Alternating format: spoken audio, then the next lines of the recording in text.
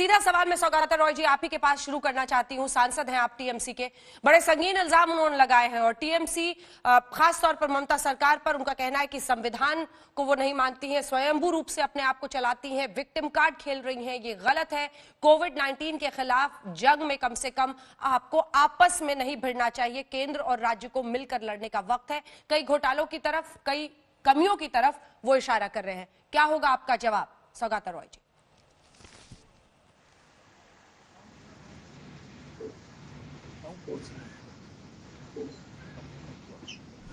सौगाता जी आवाज आ रही है सर?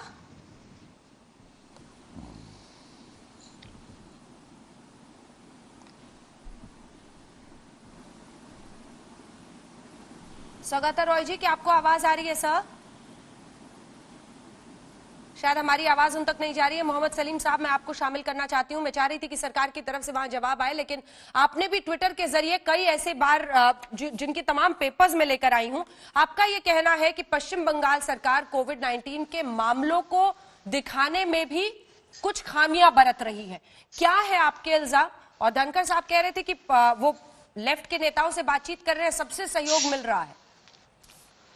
कुछ नहीं, बहुत खामी है। पूरे देश में जिस तरह से कोविड-19 के विरोध में लड़ाई सरकार, चाहे केंद्र की हो, चाहे राज्य की हो, चाहे पंचायत हो, चाहे म्युनिसिपैलिटी हो, चाहे पक्ष हो विपक्ष हो, वैज्ञानिक और जो डॉक्टर्स हैं उनके साथ मिलकर के लड़ने की जरूरत थी।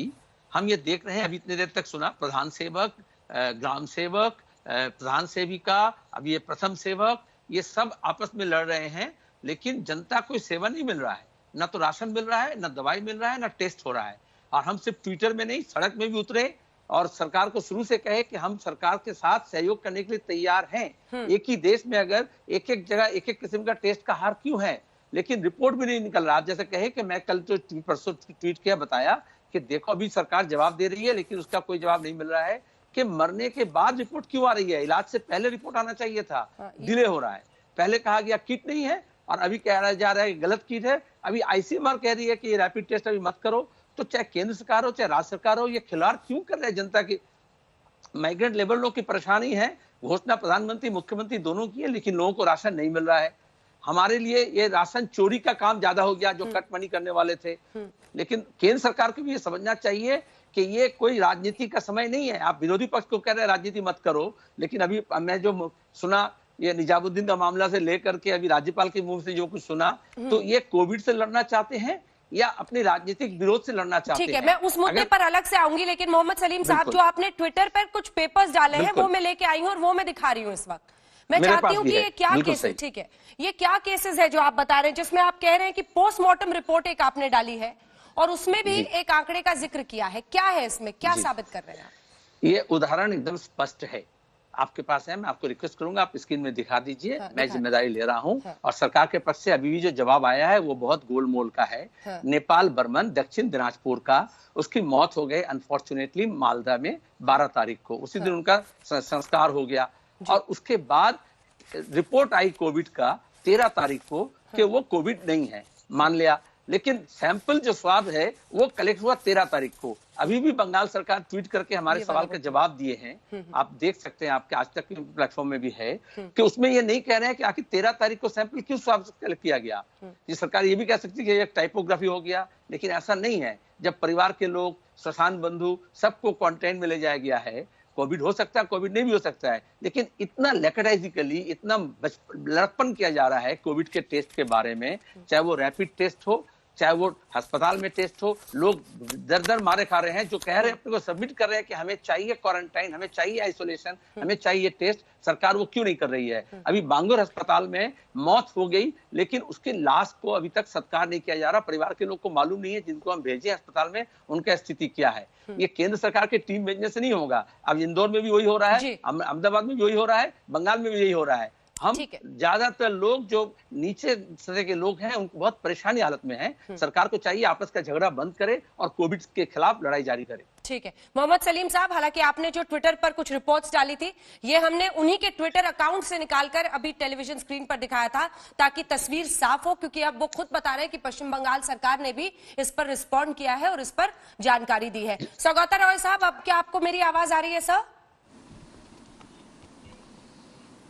जी सौगता रॉय साहब, अभी हमारे आ रही है। साथ माननीय राज्यपाल थे, उन्होंने कहा है, बहुत सारे आरोप लगाए हैं, उन्होंने बताया है कि लॉकडाउन का उल्लंघन हो रहा है, सोशल डिस्टेंसिंग का उल्लंघन हो रहा है। उनका कहना है कि जो ये कमिटी इंटर मिनिस्टेरियल बनाई गई है वो कानून के तहत बनाई गई है, उसका विरोध करना गलत है।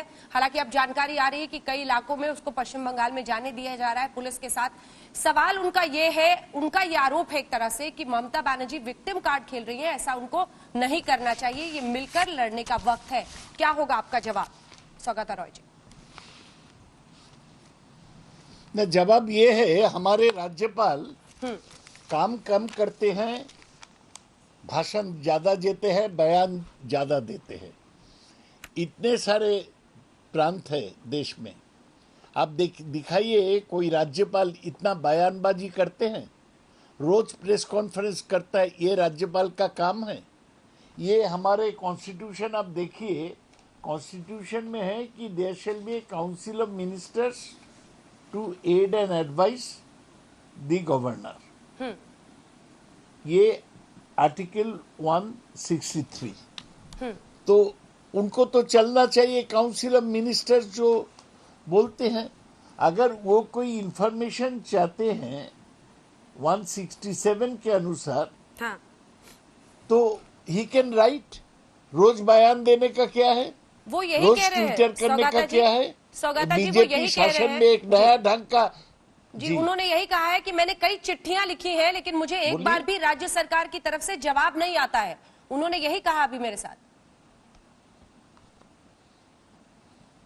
हाँ, तो अगर जवाब नहीं आया, उसको जवाब ये है कि रोज प्रेस कॉन्फ्रेंस करना, रोज पर जवाब नहीं देना भी तो सही नहीं है ना ये सर? कोई राज्यपाल का काम हो सकता है? एक इलेक्टेड सरकार का खिलाफ एक नॉमिनेटेड राज्यपाल जिसको कोई पॉलिटिकल स्टैंडिंग नहीं है रोज बयानबाजी करेगा? कौन इलेक्टेड सरकार इसको सहन कर सकता है? ये राज्यपाल कुछ नहीं, एक पॉलिटिकल अपॉइंटी है और पॉलिटिक्स कर रहा है। उनको पॉलिटिक्स से कोई पश्चिम बंगाल के लोग का आता जाता नहीं है। पश्चिम बंगाल के लोग तो उनको नाम ही नहीं सुना वो राज्यपाल के बनने के बाद।